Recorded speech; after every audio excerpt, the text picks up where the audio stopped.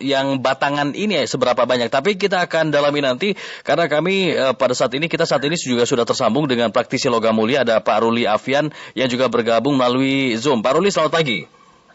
Ya, selamat pagi. Baik, Pak Ruli, kita juga berbincang bersama dengan perencana keuangan Safir Senduk. Nah, Anda melihat fenomena apa yang terjadi pada saat ini sehingga harga emas terus meroket bahkan menyentuh rekor 1 juta, di atas 1 juta harga emas Antam, Pak Ruli? Betul. Memang ini kayaknya cukup mengagetkan banyak orang ya di saat di awal, sebenarnya ini sudah terjadi di awal tahun 2020 gitu ya. Memang harga di bulan Januari itu kan di kisaran 700-an ya, 700 ribuan per gram. Nah, puncaknya itu memang sempat naik di bulan Maret-April, itu memang sudah hampir menyentuh 1 juta, gitu. Tapi ternyata turun lagi nih sedikit di bulan Mei-Juni, dan parahnya memang di bulan Juli ini.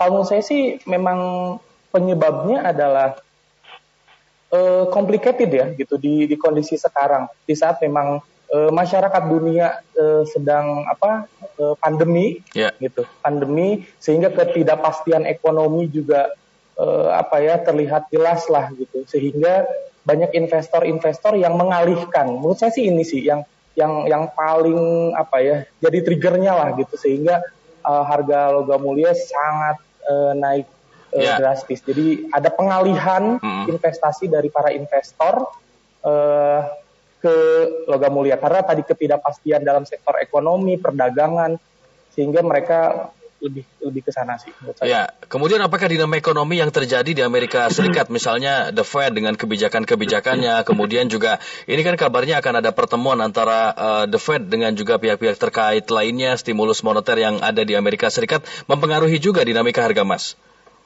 Menurut saya sih memang cukup memberikan pengaruh besar ya gitu. Pengaruh Amerika, apalagi memang kita tahu bahwa standar keuangan dunia juga ada di Amerika. Ketika ada sesuatu yang terjadi di Amerika pasti punya pengaruh. Selain itu juga memang kasus di Eropa juga ya, di Eropa juga punya pengaruh besar sih menurut saya.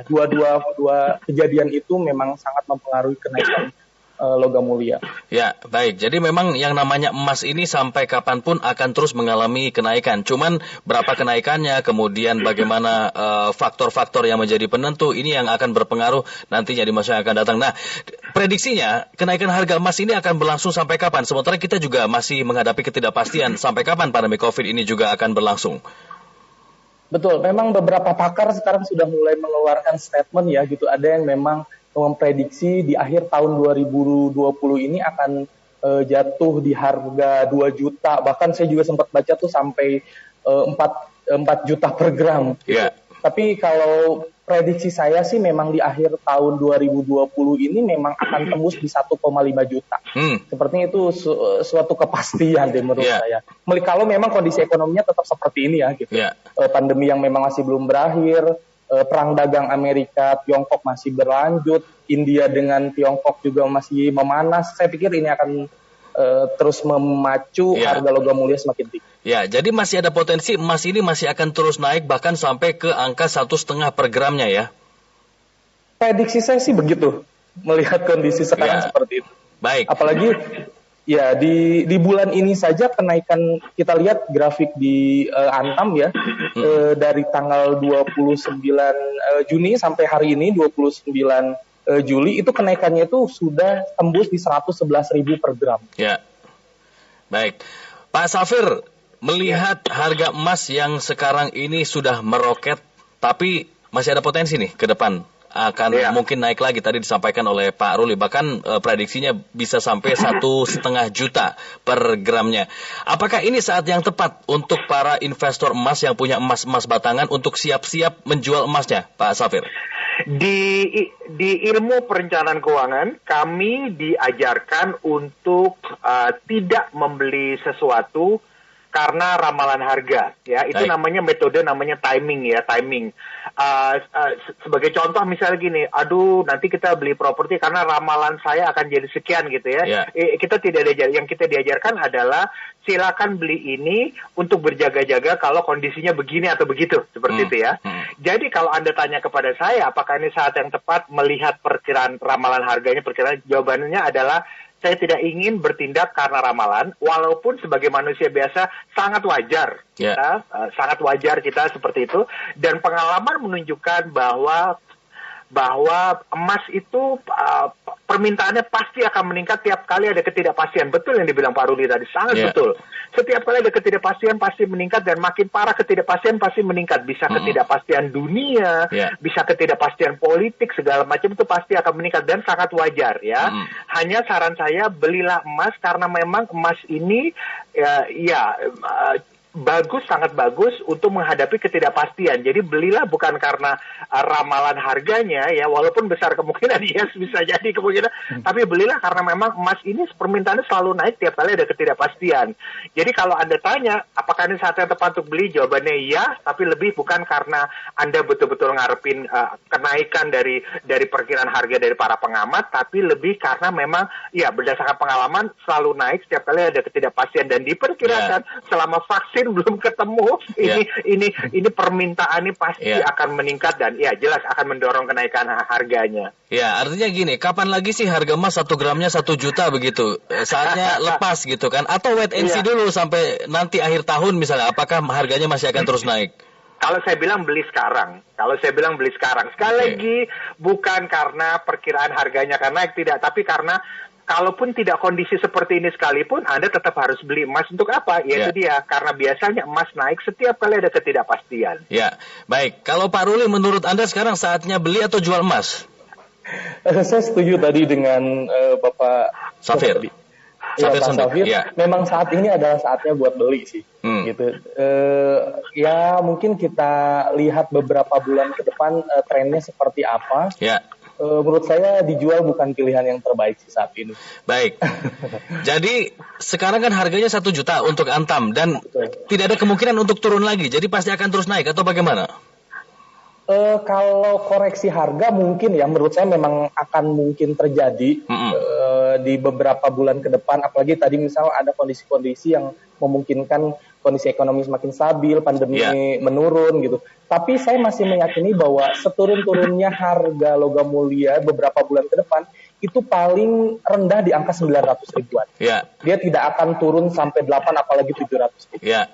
Baik, jadi penurunannya tidak akan selevel dengan kenaikannya. Misal naik 30 ribu per gramnya, penurunannya nggak mungkin 30 ribu juga, paling turunnya cuma 5 ribu gitu ya, Pak Ruli. Naik signifikan, turunnya dikit-dikit lah. Mas Fadli, betul yang dibilang Pak Ruli tadi. Pengalaman menunjukkan bahwa jarang sekali dia turun drastis, jarang sekali. Kalaupun ekonomi membaik, turun sedikit-sedikit mungkin, koreksi, betul dibilang Pak Ruli tadi. Tapi kalau naik drastis itu sering setiap kali ada ketidakpastian.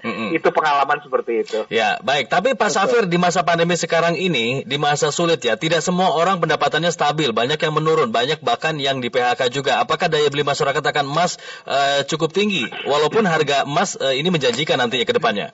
Iya, jadi saya pikir begini, memang pembeliannya itu mereka akan sesuaikan dengan jumlah gramnya, kan begitu kan ya. Orang yang penghasilan menurun dia mungkin akan mencari jumlah gramnya lebih sedikit. Itu seperti produk emas yang 1 gram mungkin yang kecil banget itu. Tapi yang lebih sedikit, kalau buat mereka yang penghasilannya lebih menurun lagi sehingga kemampuannya menurun, mereka mungkin akan memilih produk-produk emas yang virtual seperti itu dia yang ada di marketplace seperti itu ya.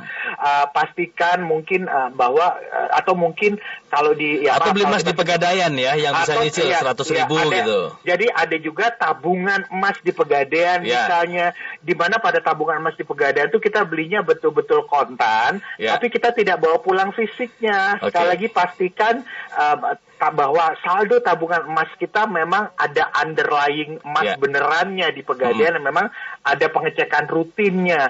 Atau orang juga beralih ke belinya nyicil. Jadi dia tetap naksir emas katakan 10 gram, dia belinya nyicil. Dan ini skema-skema cicilan ini saya pikir akan makin laku nih melihat orang turunnya penghasilan itu. Baik, terakhir saran Anda Pak Safir, bagaimana supaya masyarakat bisa memanfaatkan situasi ini? beli emas. Emas itu enak sekali. Kenapa? Karena pada emas tuh ada fasilitas yang namanya cicilan, ada yang tabungan emas lah, ada yang emas virtual, yang bukan virtual nyebutnya, dijual di marketplace kita nggak bawa pulang fisika, saldonya aja. Beda sama saham loh, beda sama reksadana. Ini emas ini enak sekali, kita udah dimanjakan. Jadi masyarakat ya hajar aja, beli aja gitu, nggak ada masalah. Dan berdasarkan pengalaman memang ketidakpastian itu adalah sesuatu yang pasti terjadi. Nggak mungkin dunia ini lancar terus ekonomi baik, terus nggak mungkin, pasti ada ketidakpastian politik lah, ribut sana sih, bukan berarti kita mengharapkan, enggak.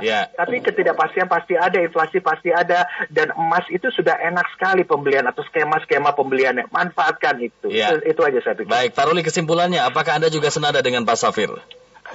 Saya sangat setuju apa yang disampaikan Pak Safir gitu ya.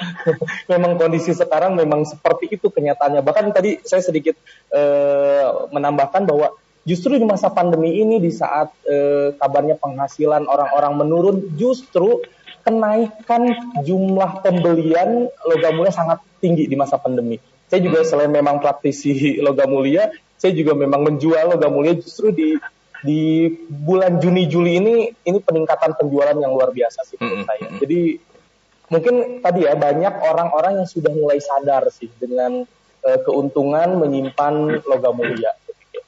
Baik, kalau begitu. Tadi saya pengen tutup nih, cuman kebetulan ada pendengar yang masuk, Pak Safir dan juga Pak Ruli, boleh ya? Silakan. Ini barangkali berminat juga. Baik, pendengar, Anda bisa bergabung di 0213844545 atau juga nomor lainnya 0213523172. Nampaknya sudah ada Pak Agung di Jakarta. Pak Agung, selamat pagi. Pak Agung. Halo, Assalamualaikum, selamat pagi. Ya, Waalaikumsalam, selamat pagi. Silakan Pak Agung, ada Pak Ruli dan juga Pak Safir. Iya Pak Ruli, Pak Safir, dan Pak penyiarnya. Selamat pagi, Assalamualaikum, apa kabar? Waalaikumsalam. Iya, saya setuju ya dengan kedua bapak-bapak yang berhormat ini. Kondisi sekarang kan sulit ditebak, baik kondisi ekonomi maupun politik. Makanya menyebabkan tentang jual beli emas ini sangat-sangat ramai ya. Terutama karena harga emas tiap hari itu makin lama makin meningkat. Dan investasi emas itu di masyarakat luas itu sudah terkenal ya, sudah banyak peminatnya. Ya lebih baik memang jika situasi sulit, apalagi mau ada redenominasi nilai rupiah, ya kalau bisa investasi emas ini salah satu pilihannya untuk solusinya ekonomi sulit ini. Terima kasih. Assalamualaikum warahmatullahi wabarakatuh. Silakan ditanggapi Bapak. Mungkin dari Pak Ruli dulu. Ya, betul ya. Memang saya juga setuju tadi apa yang disampaikan oleh Bapak penanya. Kondisi ketidakpastian ini akan justru akan memacu orang-orang berpikir investasi yang baik seperti apa begitu. Di saat harga emas yang ya bisa kita bilang sedang sangat menguntungkan, ini bisa jadi pilihan terbaik. Kalau orang ada yang berpikir memanfaatkan momen, saya pikir saat ini memang sah-sah saja sih itu dilakukan gitu. Ya, paling baik. Gitu sih. Baik. Kalau Pak Safir?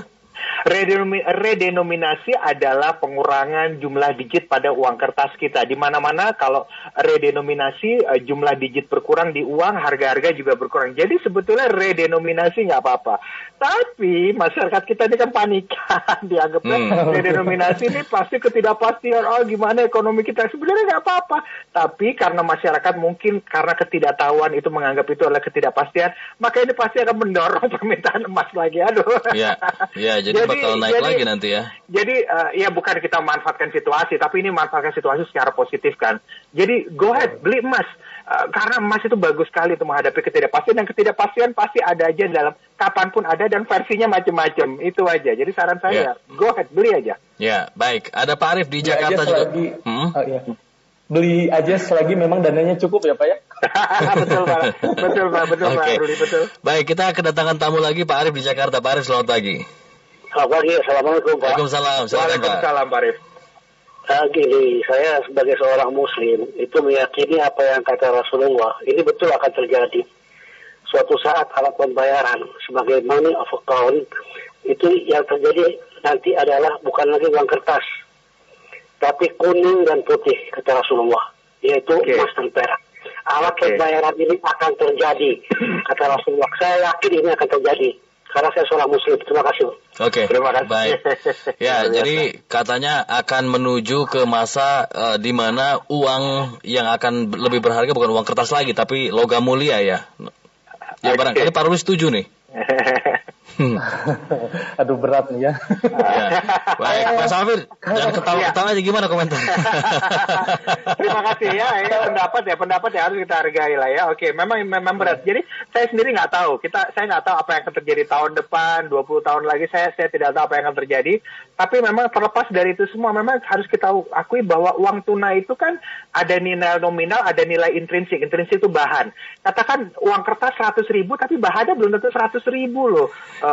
Belum tentu 100.000, bahannya mungkin 10.000. Yang menarik adalah harga bahan itu naik terus sesuai inflasi, tapi angka nominal di kertas itu tetap sama. Sehingga suatu hari nanti harga bahan itu akan menyalip harga nominalnya.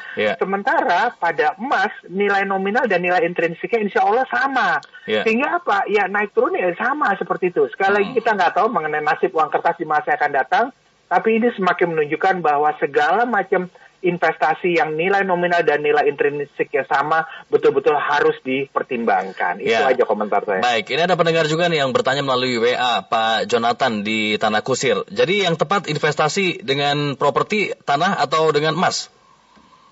Ini saya nih ya. Nah, ini. Oke. Jawabannya adalah masing-masing tentunya punya kelebihan kekurangan sendiri-sendiri lah.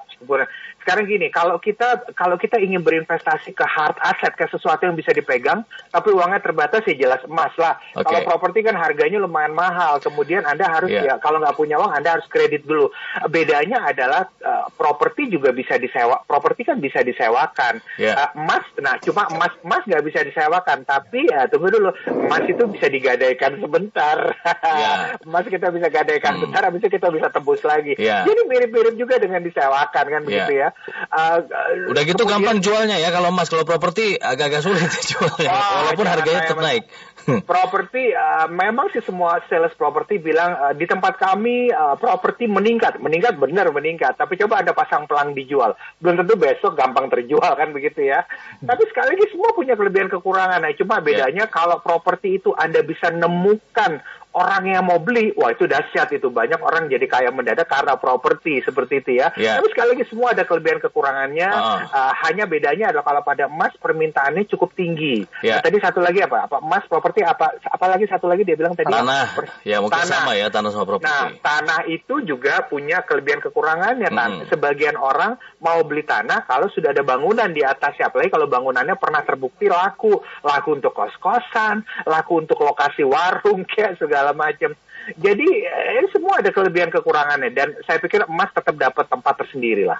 Ya, baik. Pak Ruli bagaimana Pak pendapatnya? Ya, saya setuju gitu. Tapi kalau memang kita melihat peningkatan keuntungan ya, investasinya, saya memang masih melihat properti adalah pilihan yang paling baik saat ini gitu. Karena peningkatannya dalam hitungan tahun tuh udah bisa di atas 100 jutaan gitu. Kalau saya lihat properti-properti di Bandung gitu. Tapi memang kenapa emas saat ini bisa menjadi pilihan tadi karena lebih liquid ya dibandingkan dengan properti gitu. Jadi ketika butuh dana mendesak, kita akan lebih mudah mencairkannya dibandingkan properti gitu. Tapi kalau hitung-hitungan, saya sih masih cenderung ke properti dengan tadi syarat misal ini untuk investasi jangka panjang gitu. Saya pasti masih membeli properti. Baik, kalau dengan menabung uang, lebih baik menabung uang atau emas? Kalau saya memang kayaknya sangat, apalagi di kondisi sekarang ya, tidak merekomendasikan menabung uang dalam jumlah banyak gitu ya. Jadi cukup menabung seperlunya saja. Selebihnya lebih baik belikan emas sih. Baik, Pak Safir gimana Pak? Soalnya setuju dengan Pak Ruli. Memang kita nggak bisa hindari naruh uang di bank, kan kita butuh bayar pakai kartu debit daripada bawa uang tunai pergi ke supermarket ya harus pakai kartu debit. Tapi sekali lagi tidak terlalu banyak, secukupnya aja untuk pengeluaran 2 bulan kita, mungkin pengeluaran 3 bulan, sisanya kita taruh di emas karena ini luar biasa ketidakpastian ini lagi luar biasa ketidakpastian. Kita bisa manfaatkan momen ini secara positif. Ya, baik kalau begitu. Pak Safir, Pak Ruli, terima kasih banyak atas waktunya pada pagi hari ini. Mudah-mudahan masyarakat bisa memanfaatkan momen ini ya, meroketnya harga emas. Terima kasih. Baik, terima kasih. Selamat pagi Bapak-bapak. Selamat pagi, terima kasih. Selamat pagi. Ya, pendengar, baru saja kami berbincang dengan praktisi logam mulia Ruli Afian dan juga perencana keuangan Safir.